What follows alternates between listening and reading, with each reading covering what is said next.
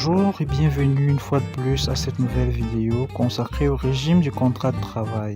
Le contrat de travail est en effet soumis à un régime juridique original qui lui confère une spécificité certaine par rapport à d'autres conventions, parfois très voisines, relevant du code civil ou commercial et ayant également pour objet l'accomplissement d'une prestation. Mais seul le contrat de travail confère véritablement le statut légal de travailleur salarié à partir de ces liens de subordination juridique qu'il crée vis-à-vis de l'employeur. La spécificité du contrat de travail. Distinction du contrat de travail avec d'autres types de contrats. Le contrat de travail doit être différencié des autres contrats que l'on rencontre généralement en droit commun, notamment le contrat d'entreprise, le contrat de mandat, le contrat de société, le contrat de louage de choses, le contrat de travail et contrat de mandat.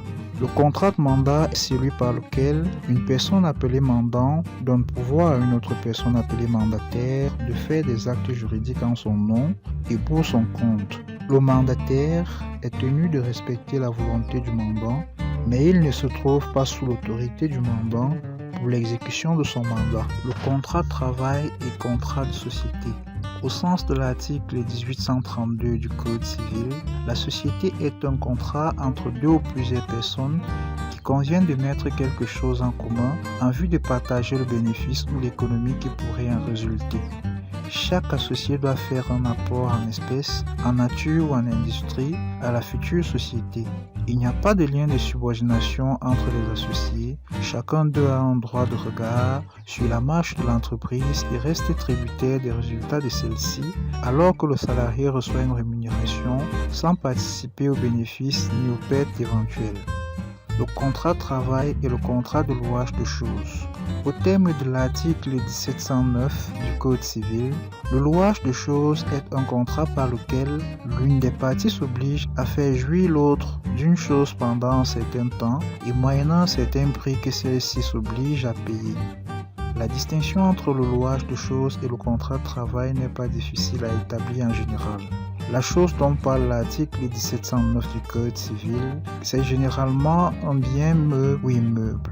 Ici également, c'est le lien de subordination qui permet de déterminer s'il y a contrat de travail ou contrat de location dont le prix est acquitté en nature ou en argent. Contrat de travail et contrat de sous-traitance. Le contrat de sous-traitance ou contrat d'entreprise met en rapport deux personnes, à savoir un entrepreneur et le maître d'ouvrage. L'entrepreneur s'engage à s'exécuter, selon ses modalités techniques, une tâche déterminée qui lui est confiée par le maître d'ouvrage, moyennant une somme forfaitaire arrêtée d'avance que lui versera ce dernier. Ici, il n'y a ni employeur ni employé et par conséquent, pas de lien de subordination juridique dans la mesure où le maître d'ouvrage ne donne que des directives ou des indications à l'entrepreneur qui sont loin d'être des ordres. La rémunération due par le maître d'ouvrage après exécution de sa prestation par l'entrepreneur est une somme forfaitaire représentant le prix du marché convenu entre les deux parties et non un salaire.